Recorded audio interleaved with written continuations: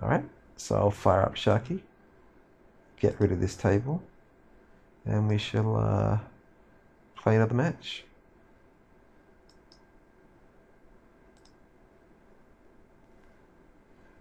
And for those of you who are not using Sharky Strader, you probably should be. It's awesome, and Ryan and I have a deal where if you use our promo code, which is COGHU, oops, I shouldn't have, which is COGHU, then you can get a discount, and the discount's 10% if you're a new subscriber to Sharky. And I'll just go pause it because I want to discuss the hands at the end of this match. This guy's got like Supernova and he's down here playing the 15s. That's pretty weird. I'm going to raise my 9-4 and just, oops, I'm using my mouse there. Forget that. Just raising a bunch of stuff and then obviously folding to his 3-bet there. Don't have stats on this guy, but the name looks really familiar. I wonder if I've played him before. I suspect I might have. Alright, so what's he doing? He's not opening too much, and he's not calling too much, so he did 3-bet me once. This King 3, most players would probably call this. I used to fold it, and I'm probably calling it nowadays. And this is interesting. We'll definitely be discussing this board, and now that he's checked, I'm going to start barreling at him. Oh, he called me really quickly, which I'm not happy about. I think he might have 7x. Oh, he had 6-8 for a gut shot and called me on the river. A little bit loose, but okay. Was it a double gut shot? I'm not sure. Alright, get jammed on. That's not much fun. And yeah, he's been pretty aggressive from his big blind. I might try limp and see how that goes. And it goes okay. And we'll limp and stab, which worked. So against this guy, he's 3-betting us quite a lot. I might just limp a little bit more. Although I did limp the last one, let's mix it up by raising this one. Often if you limp twice, people attack the second limp. If it's straight away, they figure a switch strategy and they need to get into you, like start attacking you. Alright, I might limp this one because I think he's due to raise my limp. No, he's just auto snap, not attacking limps. Here I'm going to check back because I'm only going to get action a lot of the time at least. If he's got a queen, or I can trap him into barreling turns and so on. Nope, if he doesn't have anything, he's not going anywhere. Well, I gave him the best chance to hit and pick up some equity. This is obviously going to get raised. And at this stack depth, if he does call me, I pretty much have to shove any flop. This queen jack at 12, I don't like getting this in at 12, so I'm going to choose to limp it instead of raise calling it. And this guy does seem to be a little bit weak in the limping department. He lets you limp, which is really nice. And I think he hit the 5 there. That's about all. This I have to get in if he min raises. I'd be getting in like King 10 there. Alright, he's let us limp everything. Let's go limp another one. Now he should attack us. No. Sweet. And if he raises me here, then I might not believe him. So obviously limping and stabbing might be a little bit of a weak point for this guy. He lets you do it a little bit too much, and it's a nice way to attack him. Queen 8. I think at 11 that's like the bottom of my calling range, and I would try and hit a flop occasionally. Alright, so at 9 big blinds roughly, and this I think I just open jam, which is fine. I would do this anyway from like 15 big blinds. Try not to run into queens, or if you do, hit an ace. Looks like I'm running good. Wish I was playing hundreds. Alright, and here we pick up a gut shot and not much else. He's raising and c-betting every flop, which is a bit annoying, but not much I can do there. Not going to limp this because he's got a high 3-bet percentage. And get it in, have a flip, win the flip. Oh, fair enough, can't argue with that. Let's see if he wants to do one more, or I suppose I should analyze the game, shouldn't I? Alright, let's go have a look at the hand history. Alrighty, so he folds, not much in that one. Raise and he 3-bets me. And what happens on my next button? We get a fold. So I had the feeling in this match that this guy, this is a fairly interesting hand, I suppose, wasn't it? Let's have a look. He raises a call king 3, which is okay. Kind of I'm okay with that call. Once he doesn't bet the flop, I suspect his range is air, and sometimes people check back a 7 in this spot. So you always want to be thinking about their range. On the turn, it's a really blank card, and I'm going to bet. Basically, it's a little bit of value in case he's got some sort of draw, and it's also trying to push him off the hand and stop him from betting. I don't want him to bet and put me under pressure, because if I flat call, I'll look really weak. So that's why I'm betting here. And then unfortunately on the river, it's an okay card. I mean, no guarantees hit this, and I just fire a second barrel here to push him off in case he has like 4x, possibly 7x or whatever. And unfortunately he's hit the 8, and that's fair enough. Also, we can note that he's raising some pretty marginal hands. All right, our next hand. I kind of feel embarrassed about my poor maths analysis in the last hand history, so give me a break on that. I know I'm bad at maths, and that was not my finest moment. All right, not much we can do here. One adjustment that we then decided to make was to limp against this guy. Why are we limping? Well, he 3-bet me earlier on, and he seemed a little bit aggressive. And I wish my email would stop popping up. And so yeah, limping and then stabbing can be really effective against people. And if they don't know how to handle it, you just sort of can really put them under a lot of pressure by doing that. All right, let's look at our next one. I think we also, this time we min raise because we limped the last one. Pick up the fold, which is nice, sort of game flow and mixing it up. And here we try limping the jacks just in case he's ready to attack us, which apparently he never is. Ace 10 standard.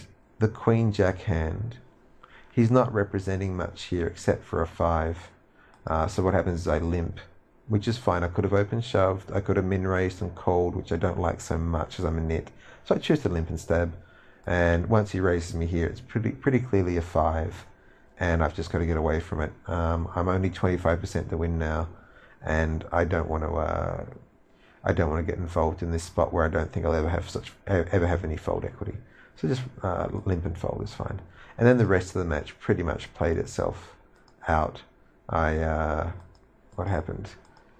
I got it in with Ace X, I think, against his pocket queens, which is standard, and then lost a flip with 8s. Let's go play another match. So we picked up a little bit of stuff there. Let's go play another one. And close that down. Let's go. Or resume is what I've got to hit. I should better hit start there. Let's see where we are on the list.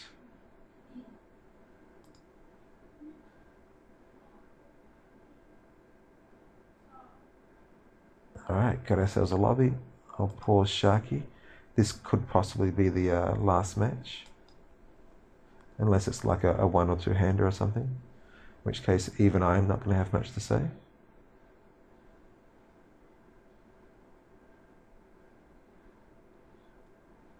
Alright, here we are against Uzbekistan. How cool is that? Alright, let's see what he's got to say for himself, so to speak. Alright, so just opening most hands unless I've got a reason not to. That's a reason not to, but obviously I didn't know that was going to happen. And here we are with our King X again. Let's see how much trouble we can get into this time.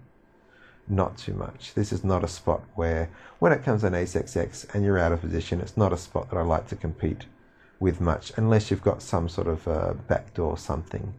You know, like some decent sort of equity in King High, you might choose to float. A lot of regs are doing that these days. Alright. And this we will jam over his min raise. All pocket pairs get jammed over the min raise.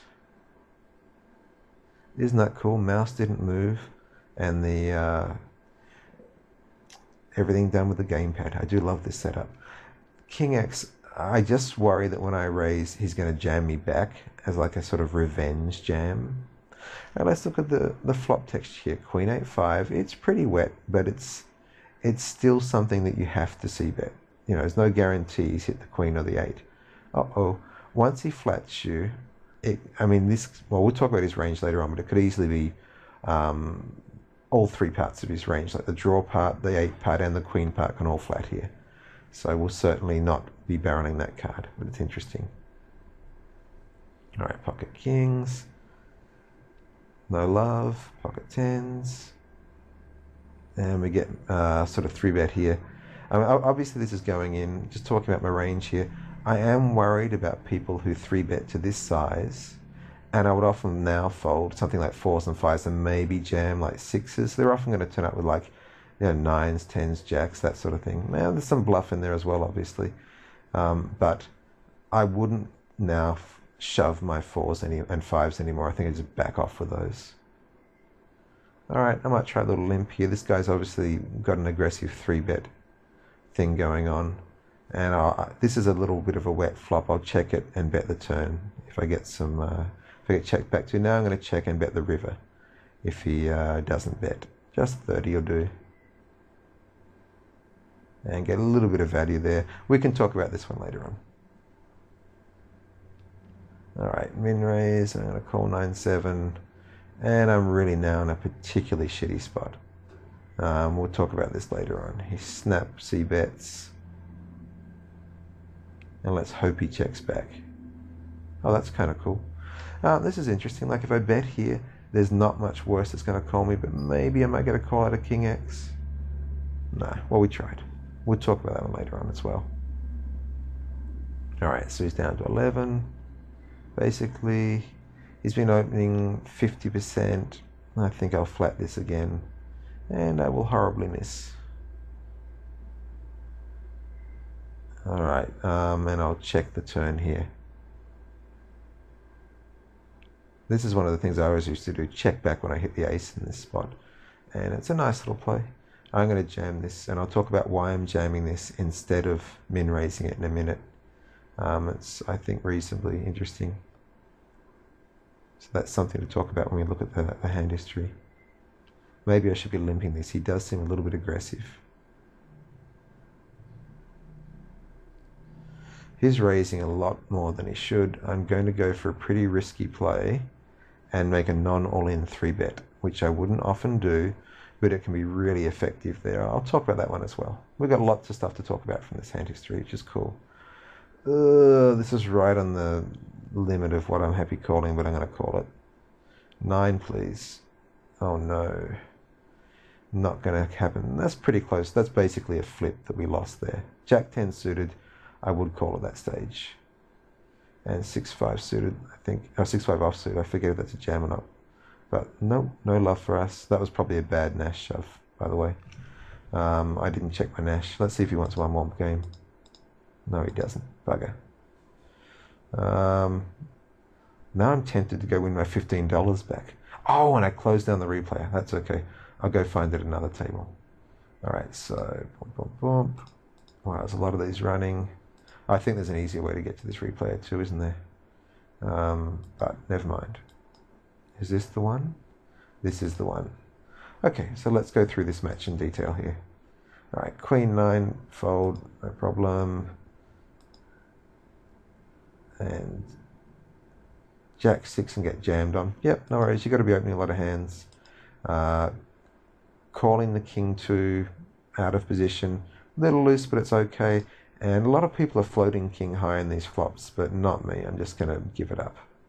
I play pretty simple poker. All right, Queen 8. Standard raise and fold. And this one was jam pocket 3s over his min raise, which is pretty standard. And once I've done that, I'm a little bit worried that he's going to jam over my min raise. People tend to copy what you do, and I'd be a little bit careful. Like I was thinking seriously about limping this, but decided in the end to raise it. All right, and this flop here. Okay, so there are a couple of straight draws like 6-7 on gut shots like 7-9 and Jack 10. There's a flush draw and there's, the Queen 8. All of that stuff can hit him, but it's still a flop that you must see bet. Only if it was wetter like Queen 9-8 would I not see bet this. And when you get called, his range is going to be the queen, the 8, the 5 sometimes, and then all of those little draws. But you can't really bet again because the queen and the 8 are now no longer folding, and probably the 5 as well. So you have to check this back and just give up. All right. Pocket kings he folded, pocket tens. He 3-bets me not all in, and then folds my jam, which is a pretty interesting play, but you know, good on him. All right. Queen 7. Okay, folding is folding enough. That's nice. This one here. So I limp 10-3, which I'm okay with. Most people are pretty passive and will let me do that. Check it back wide because it's a pretty wet flop, and I think I'm going to get called. Here I check the turn. I'm normally not getting any action here unless he's got sort of 2 pair and will call me and hope to hit his boat, or he's got a pair and a draw, or he's already got the better draw. So I just check it back, sort of pop controlling, and then go for a little bit of action on the river where it looks like I'm bluffing, and I can fold if he raises me. And we get called by the 4, which is nice. All right. 9-7. Here he mins, and I flat 9-7, which I'm okay with. And I call his c-bet with middle pair. And basically I'm just glad that no overcards come and that he doesn't keep barreling. If he keeps barreling here, I'm in a really difficult spot, which is why people do it. So I choose to call, and then I bet the river, hoping that he's going to think I've missed my straight or flush draw and call me with like king high. So that's just a little bit of value. All right, fold 6-2 standard. Call and give up to the 9-7. This one, this ace-3 suited, where is it? I choose to jam this at about, about 13 big blinds, because I don't want a min raise and induce where, at best, I've got a very small edge. And at worst, you know, I just don't want to induce in this really narrow spot. I'd rather just jam and take my fold equity. All right. And the next one was, oh, hang on, there was one back here, wasn't it? Where I've been really passive this game, and I choose to 3-bet him with 5-9 suited, intending to fold. This is a play I don't make that often, and not one I would recommend that you do. It takes a lot of awareness of the game flow, how much he's raising and so on, to get it right. And therefore I wouldn't be pulling this one out too often. Probably if you're beginner or intermediate, just ignore this one. Pretend it didn't happen. All right. And then Jack 10 suited. I think it's just good enough at 11 big blinds to call. Maybe at 12, I wouldn't be calling it deeper than that. And then this 5-6 where I shove, that might have been a little bit of a lack of concentration and an error. I'm at 9.5 big blinds. That's probably almost, that's actually pretty certain that's an error. I'll go check my Nash chart and see how I messed up there. I think I was just talking and made a poor play. So let's go check the Nash. Oh, not Nash calling. Nope. I want this one. And I got 5-6 offsuit, which is not even a shove for 6 big blinds. So that was just basically an atrocious error, where I shoved the wrong hand at the wrong time because I was talking. So let's ignore that one. Anyway, I've talked a lot. I hope that it's been informative and that you've learnt from this, not just that I have poor math skills, but that you can learn hopefully a little bit about c-betting, a little bit about the rest of the game. I hope you've enjoyed this one, and until the next one, run good.